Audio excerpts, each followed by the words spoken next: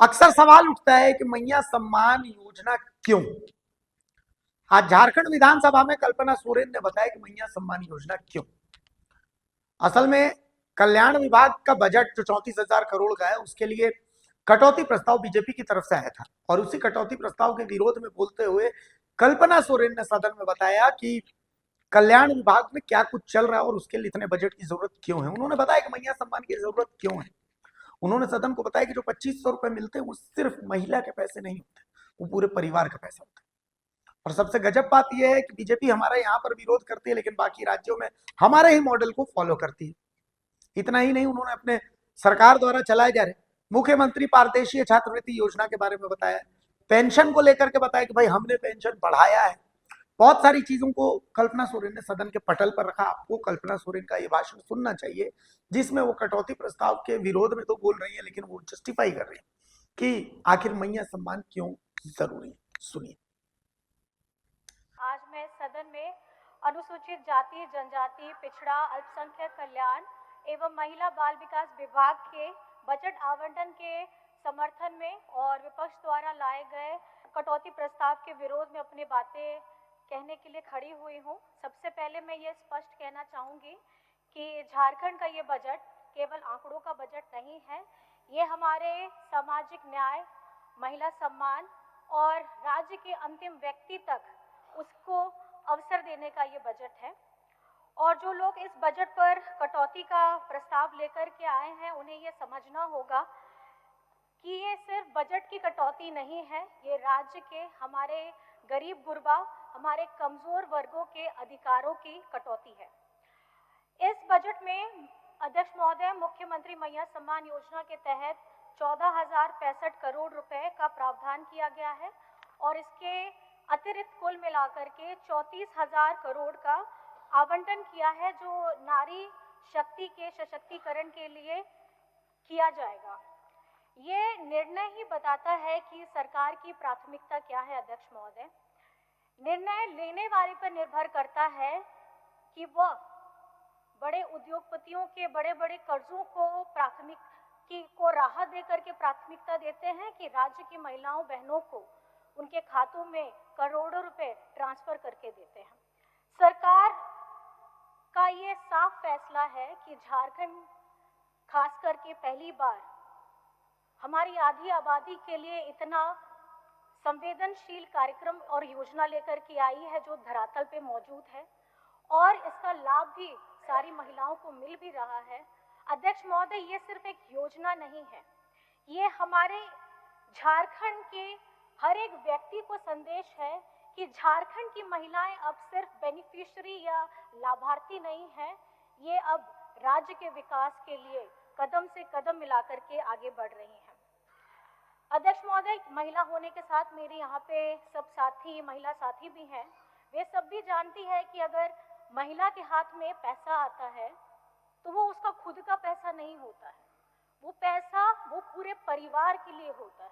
और आज जो मैया सम्मान की राशि आ रही है उसमें महिलाएं सर्वप्रथम अपने बच्चों के खाने के लिए, उनके पोषण के लिए, बच्चों के खर्चों के लिए और अपने परिवारों की ज़रूरतों को पूरा करने के लिए वो पैसे का इस्तेमाल कर रही है। अध्यक्ष महोदय, झारखंड एक, अगर आप इकोनॉमिकल बेसिस पे देखें तो थोड़ा हमारे राज्य की महिलाओं के हाथ में उतना पैसा नहीं आता है। 2500 रुपये शायद यहाँ बैठे हम लोग जितने विधायक हैं या जितने कर्मचारी पदाधिकारी हैं उनके लिए 2500 रुपये ज़्यादा मायने नहीं रखता होगा, लेकिन झारखंड के अंदर जो जंगल है, पहाड़ है, गांव है, उन महिलाओं के हाथों में या उनके अकाउंट में जब 2500 रुपये का नोटिफिकेशन आता है या वो 2500 रुपये अपने हाथों में लेते हैं तो उनकी आंखों में एक चमक रहती है। अध्यक्ष महोदय, और जब ये योजना चल रही थी तो बहुत सारे लोगों ने ये भी कहा था कि ये फिजूल खर्ची होने वाली है, महिलाएं अपने व्यक्तिगत सजने संवरने के लिए इस्तेमाल करेंगी। लेकिन मैं ये समझती हूँ जो लोग इस तरीके की सोच रखते हैं उन्होंने शायद कभी भी अपनी माँ के, जब माँ अपने किसी भी निर्णय की प्रक्रिया लेती है या वो अपने बच्चों के लिए त्याग करती है तो उसकी जो संवेदना होती है उसको समझने का कभी प्रयास नहीं किया है। अध्यक्ष महोदय, सच्चाई ये है समाज की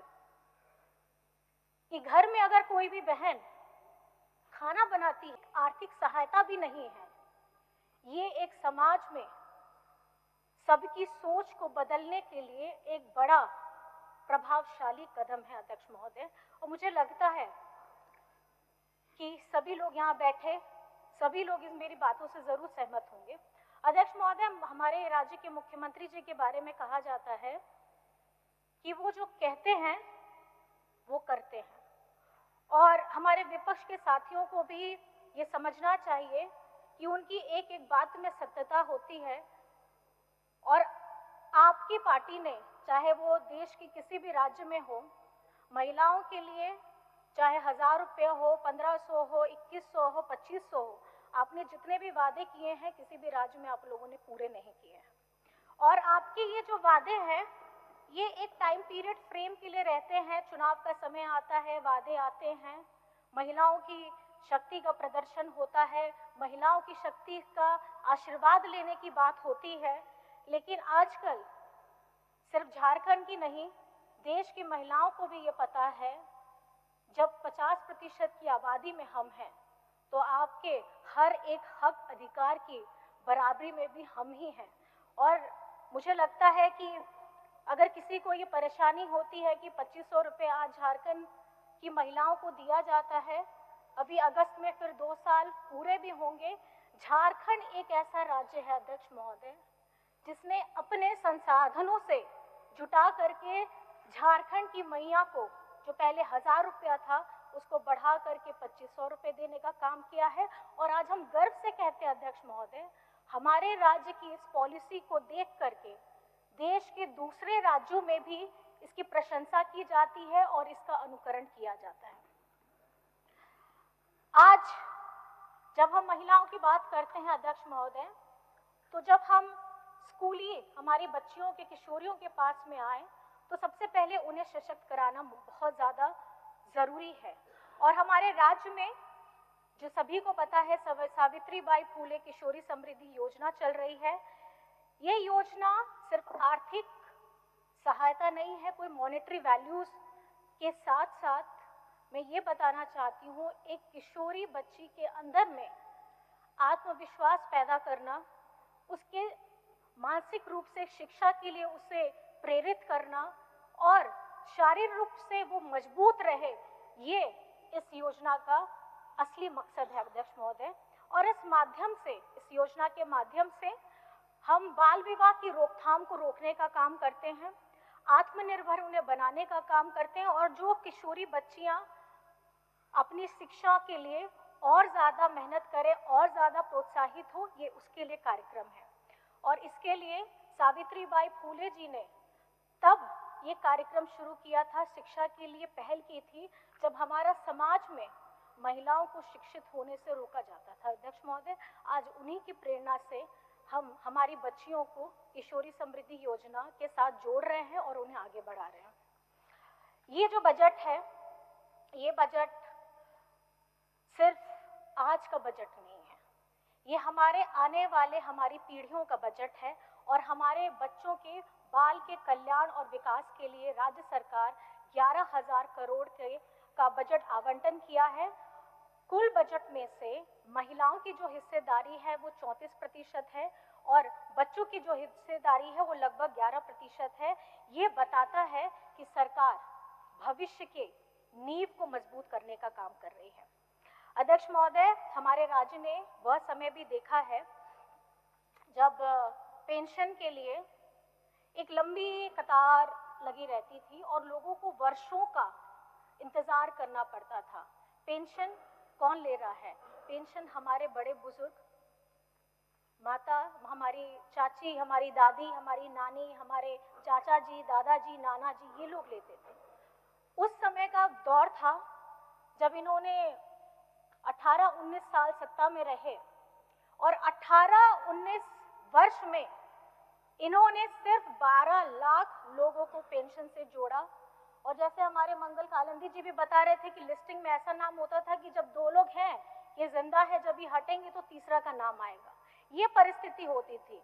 लेकिन हमारी अबुआ सरकार ने 5 से 6 वर्षों में मैं हर्ष के साथ आपको बताना चाहूंगी अध्यक्ष महोदय, 34 लाख लोगों को जोड़ने का काम किया है और उनके हाथ में, उनके घर में जाकर के उनको पेंशन देने का काम किया है, क्योंकि ये सरकार यहाँ रांची से नहीं चलती है अध्यक्ष महोदय, ये हमारे गांव से सरकार चलती है।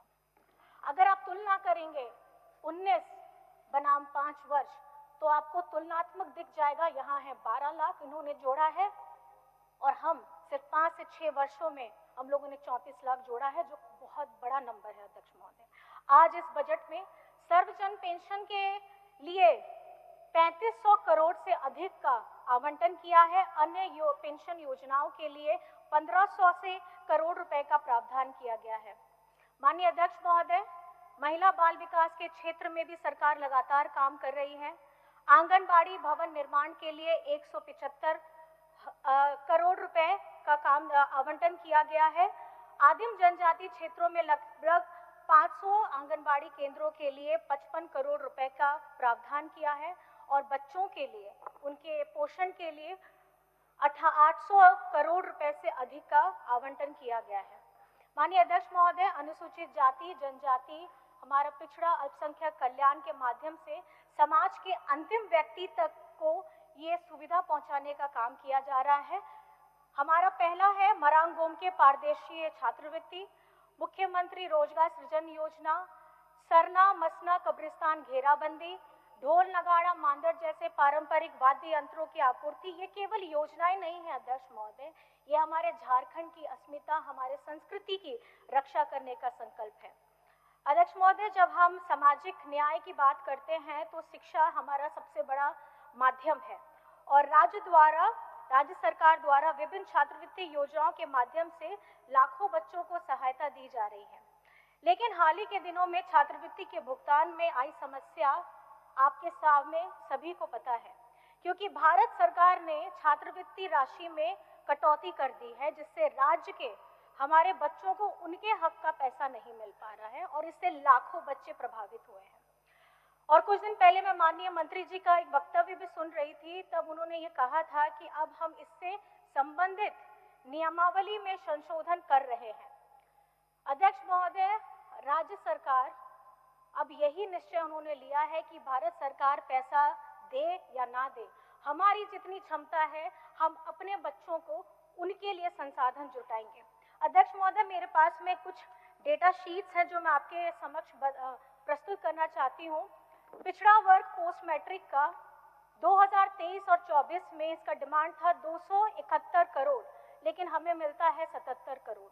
2024 और 25 में हमारा डिमांड था 253 करोड़, हमें मिलता है 33 करोड़। 2025 और 26 में 371 करोड़, लेकिन हमें मिलता है नो रिलीज।